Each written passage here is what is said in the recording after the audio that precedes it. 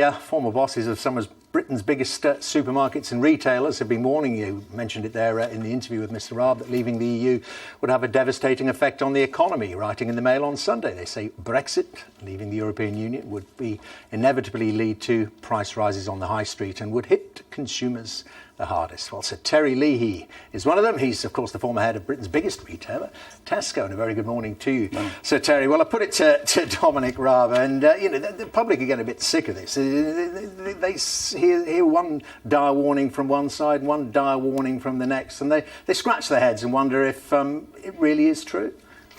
Well, we've spoken about things that matter to the consumer. The British economy is a consumer economy. 65% of it is made up of household spending. So the consumers matter in this. And it's been a success story in the last 10 or 20 years. There's been an explosion of choice, improvements of quality in the goods and services people buy. And that's happened within the European Union. If we left, that would be put into peril. But you know much more than I do, and you were there when Tesco expanded into some other European countries and dipped toes in the water. We've all been to supermarkets in other European countries, and they're kind of sclerotic. Some of them are badly run. There's this sense that Britain is way ahead when it comes to retailing and getting prices down for the consumer. Why would that change on leaving the European Union? Britain is way ahead. London has become the world's financial centre as part of the EU. Britain is a leading innovator in retail. It's a leader now in the digital economy and e-commerce within the EU.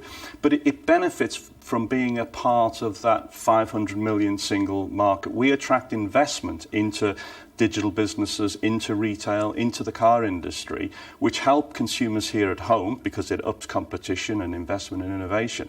But it's because we're part of that single market. But why would prices go up? This is about the famous shopping basket, the Margaret Thatcher shopping basket. Why would that cost more if we leave the European Union? You're effectively talking about tariffs and barriers.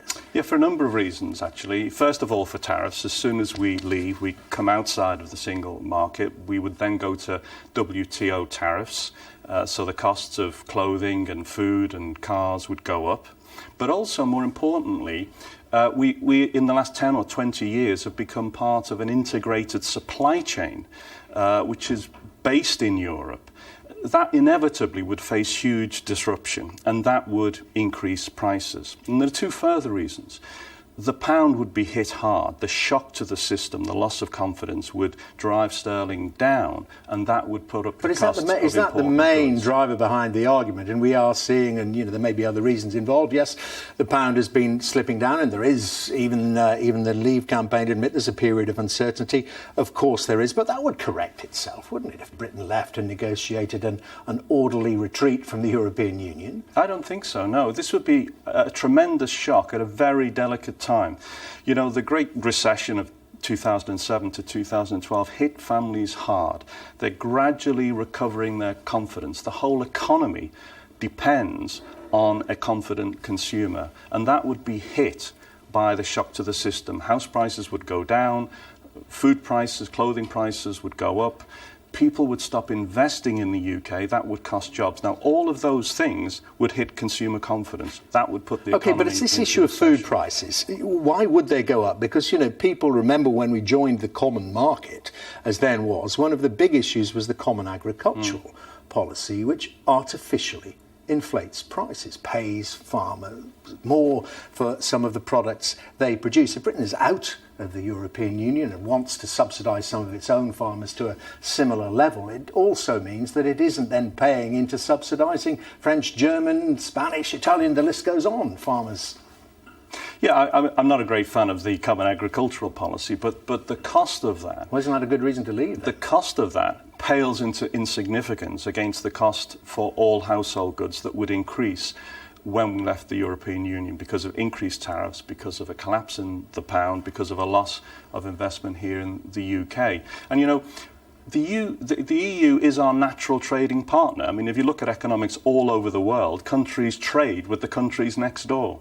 If we go looking for trade in South America and Asia and Africa and so on, goods will cost more. They cost more the further afield that you get them from. So, there are 3 or 4 very powerful reasons why, if we leave the EU, goods will cost more. Have you thought carefully? I want to ask you about, have your views been solicited? Have you taken calls saying, Sir Terry, it would be helpful, given your former role, it would be helpful if you made these points. I'm sure you believe them sincerely, but it would be helpful if you and others got them out there to try to influence the campaign. No, I offered to help because I believe I'm a great fan, obviously, of the UK. I think we're a world-class country, but it's important now that we stay in the EU. We depend on the gradual recovery and consumer confidence that's taking place. The irony is many of the things that the Leavers want, we can achieve already. What matters for people in Britain is, can we build houses? Can we improve our hospitals? We need better schools and more skills. We need better infrastructure. We can do that now within the EU. And as part of the EU, we can then export what we do well to a market next to us. But you know what Leave campaigners say when you mention all those things? Well, a lot of it comes back to immigration, the free movement of peoples within the European Union. And we need a lot more housing, we need more schools, we need more medical facilities, because the population of the UK is growing very rapidly indeed, partly through immigration, and big bosses like it because it helps them keep wages down. Well, look, first of all, immigration is a good thing. My parents were immigrants into the UK, and there are many fine examples of people who've contributed a lot to the UK and were originally immigrants. It needs to be better managed. But of course, there's more immigration from outside the EU, which we can manage, than there is from within the EU. And another thing too, we want more British people in jobs, and so the welfare traps people and keeps them out of the labour market. If we can get more British people in, there'll be less need for immigration. Now, this thing about whether businesses enjoy low wages just doesn't stand up. The retail industry has got a tremendous track record of paying above the minimum wage, having profit shares and bonuses and pensions and training programs, all above that. We want our people who work in the industry to do well.